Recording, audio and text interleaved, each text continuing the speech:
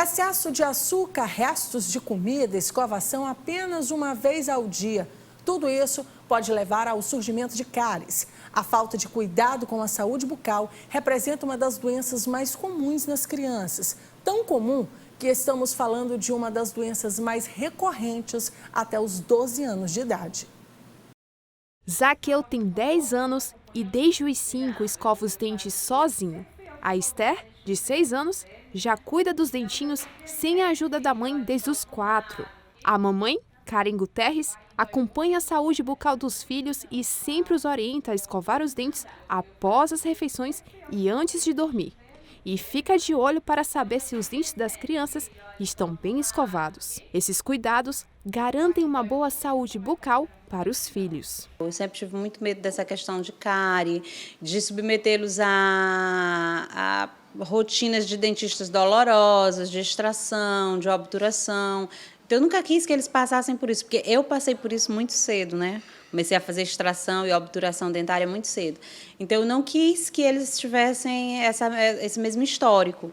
Então, por conta disso, eu sempre tive todos os cuidados necessários. Os cuidados devem ser tomados desde o nascimento dos primeiros dentes. Segundo o Conselho Federal de Odontologia, cerca de 27% das crianças de 18 a 36 meses já apresentaram pelo menos um dente com cárie. Para evitar esse problema, além da escovação, visitar o dentista deve fazer parte da rotina. É muito importante que essa criança, desde muito cedo, ela frequente o cirurgião dentista. A gente sempre fala que prevenção é fundamental. A prevenção hoje deve ser praticada de forma muito precoce, porque os danos na cavidade bucal, nos elementos dentários, são danos gravíssimos se a gente não inicia esse processo de prevenção ainda no período da infância, da primeira infância dessa criança. A escovação deve ser feita com uma escova de tamanho adequado para a criança. Para os bebês, a higienização da boca é feita com uma gaze umedecida com água filtrada. Toda a boca deve ser escovada, não esquecendo da língua. E os pais precisam ficar atentos à alimentação dos filhos. O consumo de açúcar deve ser controlado. Uma partida de futebol pode representar para muita gente um momento de lazer, de entretenimento.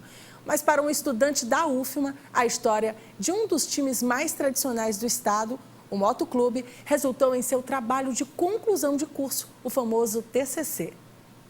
A história do Motoclube, contada nas folhas de um caderno impresso, é um jeito simbólico de resgatar duas tradições. Parte da história do futebol maranhense e a leitura em papel. O formando de jornalismo da UFMA, Samir Aranha, relembra as memórias do Motoclube em seu TCC num projeto experimental. Um caderno impresso em 12 páginas, incomum nessa era digital. O trabalho ele nasceu de uma ideia de apresentar um caderno especial que falasse sobre futebol maranhense, no caso do Motoclube, e explicasse um pouco da história e tivesse a ver também com o conceito de caderno especial como um produto que atenda comercialmente aos jornais, que traga leitores novos para os jornais. O orientador do projeto, doutor em comunicação, Ed Wilson Araújo, destaca a importância do trabalho para manter essas tradições. O trabalho de Samir, o projeto experimental sobre o Motoclube, ele tem um valor para o jornalismo, considerando que é um caderno especial que aborda um time específico, mas aborda no contexto da história do futebol do Maranhão. O time do Motoclube vai completar 80 anos. A Samir fez uma pesquisa histórica, recuperou vários dados, várias informações sobre os títulos, sobre a história do moto, sobre a trajetória desse clube que é um dos mais importantes, mas tem que ressaltar que essa produção ela pode também estimular outros alunos da UFMA, outros alunos de outras instituições, a fazerem cadernos especiais sobre outros times. O estádio Nhozinho Santos guarda muitas histórias do futebol maranhense. Lembranças vivas no imaginário de quem acompanhou de perto a partidas memoráveis. As gloriosas partidas, os embates entre Célio Rodrigues e Bimbinha, os clássicos Moto Sampaio, Vitória do Mar, Expressinho, esses times que não existem mais, Tupã, todos jogaram aqui no estádio Nhozinho Santos, né?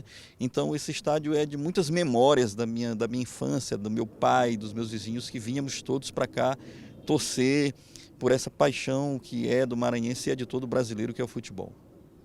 A edição do Jornal da Manhã termina aqui. Para participar do nosso telejornal, mande a sua sugestão para o e-mail tv.editoriacidade@gmail.com ou ligue para 3272-9100. Obrigada por sua audiência e até amanhã.